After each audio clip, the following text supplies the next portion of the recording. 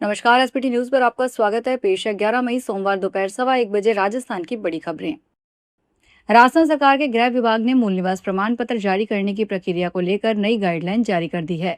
लंबे समय से चली आ रही अस्पष्टताओं को दूर करते हुए सरकार ने साफ कर दिया है कि किन परिस्थितियों में किसी व्यक्ति को राजस्थान का मूल निवासी माना जाएगा और इसके लिए कौन कौन से दस्तावेज जरूरी होंगे। नई व्यवस्था से प्रमाण पत्र जारी करने की प्रक्रिया अधिक पारदर्शी और एक रूप होने की उम्मीद जताई जा रही है। नई गाइडलाइन के अनुसार जिला कलेक्टर, उपखंड अधिकारी, सहायक कलेक्टर और तहसीलदार को मूल निवास प्रमाण पत्र जारी करने के लिए अधिकृत किया गया है।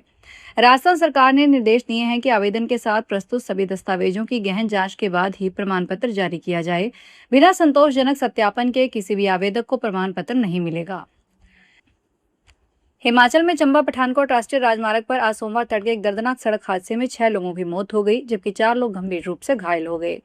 हादसा तन्नुहट्टी क्षेत्र के काकीरा घार के पास रात करीब 3 बजे हुआ, जब धर्मशाला से डलहौजी की ओर जा रही एक टैक्सी इनोवा अनियंत्रित होकर करीब 150 फीट गहरी खाई में जा गिरी।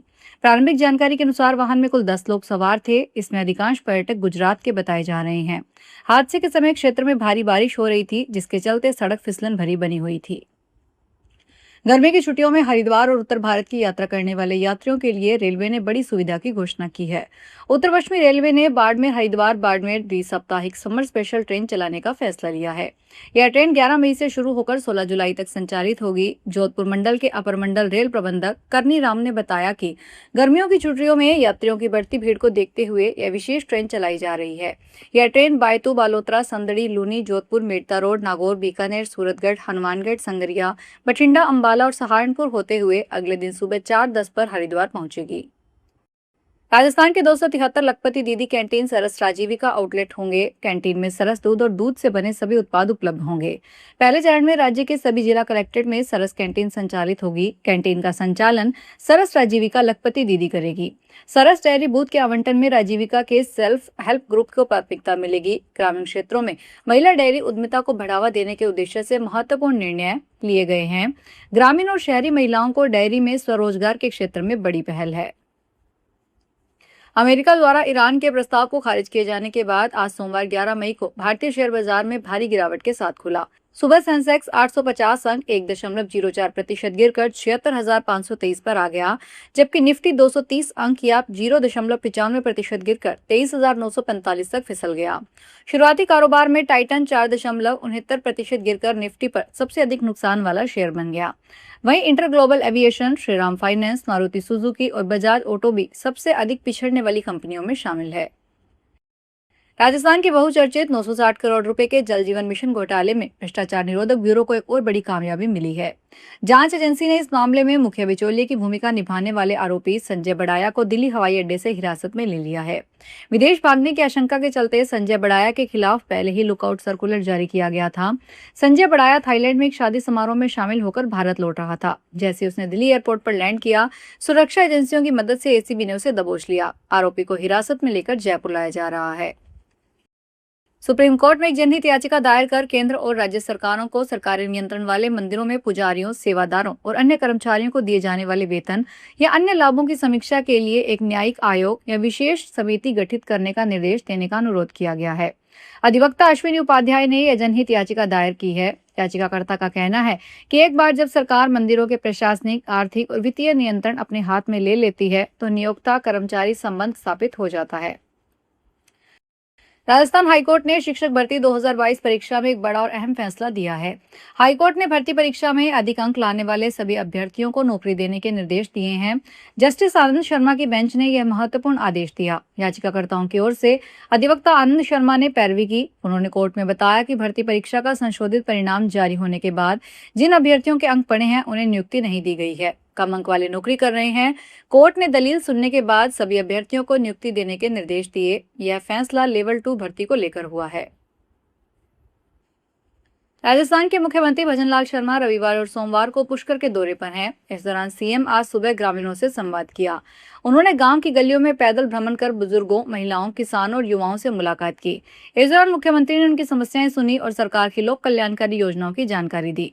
मुख्यमंत्री ने गाँव की हथा ई पर ग्रामीणों के साथ बैठकर चर्चा की।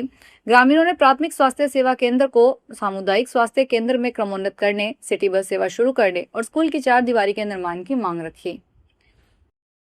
प्रतिभा किसी परिचय की मोहताज नहीं होती और न ही आर्थिक तंगी उसे आगे बढ़ने से रोक सकती है। इस बात को नागौर जिला की मेड़ता तहसील के एक छोटे से गांव जारोड़ा के युवक वैज्ञानिक सुनील बटेसर ने साबित कर दिया है। सुनील का चयन इटली के ट्राइटे स्थित विश्व प्रसिद्ध Abdul Salam international centre for theoretical physics में होने वाले एक विशेष अंतर्राष्ट्रीय शोध कार्यक्रम के लिए हुआ है। यह उपलब्धि न केवल सुनील के परिवार के लिए बल्कि पूरे नागौर और राजस्थान के लिए गर्व का विषय है। वर्तमान में सुनील भारतीय प्रौद्योगिकी संस्थान जोधपुर में रिसर्च स्कॉलर हैं और हाई टेम्परेचर कंडक्टिविटी जैसे जटिल और महत्वपूर्ण वैज्ञानिक विषय पर शोध कर रहे हैं। देश की सबसे प्रतिष्ठित मेडिकल प्रवेश परीक्षा नीट एक बार फिर विवादों के घेरे में है। परीक्षा के आयोजन के बाद अब इसके पेपर लीक होने की आशंका प्रबल हो गई है। राजस्थान पुलिस की स्पेशल ऑपरेशंस ग्रुप के इस मामले में गहन जांच शुरू कर दी है। शुरुआती जांच में ऐसे सबूत मिले हैं जो परीक्षा की शुचिता पर गंभीर सवाल खड़े करते हैं। जांच में सामने आया है कि संदिग्ध पेपर का केंद्र केरल और राजस्थान का सीकर जिला है। बताया जा रहा है कि केरल में एमबीबीएस की पढ़ाई कर रहे एक छात्र ने, जो मूलतः राजस्थान के चूरू का रहने वाला है, 1 मई को एक क्वेश्चन बैंक अपने सीकर स्थित दोस्त को व्हाट्सएप पर भेजा था। जैसलमेर जिले के सोनू रेलवे स्टेशन पर एक बड़ा हादसा होते होते बचा। स्टेशन मास्टर के ऑफिस की सीलिंग का प्लास्टर अचानक टूटकर गिर गया, जिसकी चपेट में आने से ड्यूटी पर तैनात स्टेशन मास्टर मनीष कुमार सोमनानी गंभीर रूप से घायल हो गए। घटना के बाद रेलवे प्रशासन में हड़कंप मच गया। उनको तुरंत रामगढ़ सामुदायिक स्वास्थ्य केंद्र पर ले जाया गया, जहां प्राथमिक इलाज के बाद जवाहर हॉस्पिटल जैसलमेर लाया गया, जहां उनका इलाज किया गया। राजस्थान, गुजरात, महाराष्ट्र और मध्य प्रदेश में हीट वेव जैसे हालात हैं। चारों राज्यों के 9 शहरों में पारा 44 डिग्री के पार रहा। राजस्थान का बाड़मेर 46.8 डिग्री के साथ देश में सबसे गर्म शहर रहा। जैसलमेर में तापमान 46.3 डिग्री और फलोदी में 46 डिग्री पहुंच गया। उत्तराखंड के कई हिस्सों, खासकर पहाड़ी इलाकों में 12 और 13 मई को बारिश और खराब मौसम की आशंका है। गढ़वाल कमिश्नर ने इस दौरान चारधाम यात्रा पर जाने वाले श्रद्धालुओं से सावधानी बरतने और यात्रा से बचने की अपील की है। काठमांडू के त्रिभुवन इंटरनेशनल एयरपोर्ट पर आज सोमवार सुबह लैंडिंग के दौरान तुर्की एयरलाइंस के एक विमान के टायर में आग लग गई। पुलिस ने पुष्टि की है कि आग बुझा दी गई है और सभी यात्रियों को सुरक्षित निकाल लिया गया है। विमान में 278 यात्री और क्रू मेंबर सवार थे। पुलिस और हवाई अड्डा प्रशासन ने पुष्टि की है कि सभी यात्रियों को सुरक्षित बाहर निकाल लिया गया है। एयरपोर्ट सुरक्षा के एसपी राजकुमार सिलावल ने बताया कि तुर्की एयरलाइंस की फ्लाइट TK 726 इस्तांबुल से काठमांडू आ रही थी और लैंडिंग के समय उसके टायर में आग लग गई। फायर इंजन की मदद से आग पर काबू पा लिया गया। सभी यात्रियों को सुरक्षित निकाल लिया गया है। बाड़मेर में सरकारी शारीरिक शिक्षक के साथ बिजनेस पार्टनर बनाने का झांसा देकर 6,62,000 रुपए की ठगी का मामला सामने आया है। पीड़िता ने आरोप लगाया है कि पड़ोस में रहने वाली महिला ने पहले दोस्ती की, फिर अपने रिश्तेदार से मिलवाकर व्यापार में शामिल होने का लालच दिया। आरोपियों ने अलग अलग बहानों से रुपए ट्रांसफर करवाए और बाद में रकम लौटाने से मना कर दिया। कोतवाली पुलिस ने रविवार को मामला दर्ज करके जाँच शुरू कर दी है। फिलहाल इस बुलेटिन में इतना ही, फिर हाजिर होंगे बड़ी खबरों के साथ।